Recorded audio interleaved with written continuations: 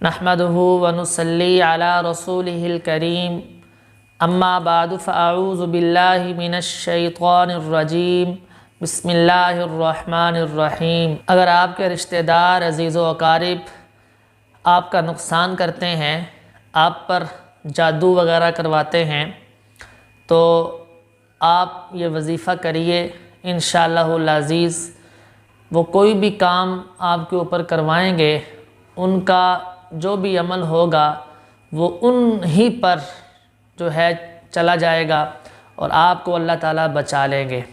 اور عموماً ہوتا یہ ہے، زیادہ تر لوگ انہی سے حسد کرتے ہیں جن کا آپ کے ساتھ زیادہ آنا جانا ہو، آپ کے ساتھ اٹھنا بیٹھنا ہو، وہی آپ سے جلتے ہیں، حسد کرتے ہیں۔ تو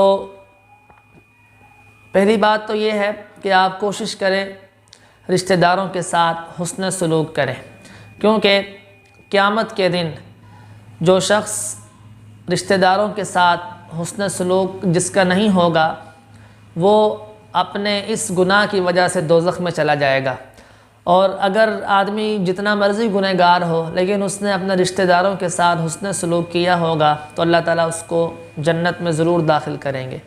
تو حتی الامکان کوشش کریں کہ رشتہ داروں کے ساتھ محبت سے پیش آئیں، حسن سلوک سے پیش آئیں۔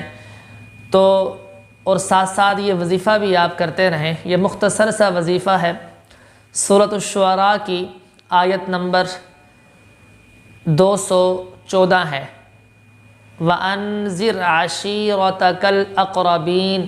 اس آیت مبارکہ کو آپ روزانہ 11 مرتبہ پڑھ کر اللہ سے دعا کریں کہ یا اللہ اس وظیفے کی برکت سے میرے جو رشتہ دار ہیں، عزیز و اقارب ہیں، جو میرے ساتھ حسد کرتے ہیں، جو مجھے نقصان پہنچانے کی کوشش کرتے ہیں، اے اللہ ان کو سمجھ عطا فرما، ان کو دین پر چلنے کی توفیق عطا فرما اور ان کے فتنوں سے مجھے محفوظ فرما، اے اللہ ان کو ہدایت عطا فرما۔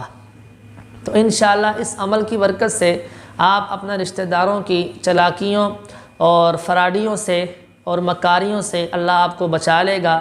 تو آپ یہ وظیفہ آج سے شروع کر دیجئے، انشاءاللہ اللہ تعالیٰ آپ کی حفاظت فرمائیں گے۔ وآخر دعوانا ان الحمد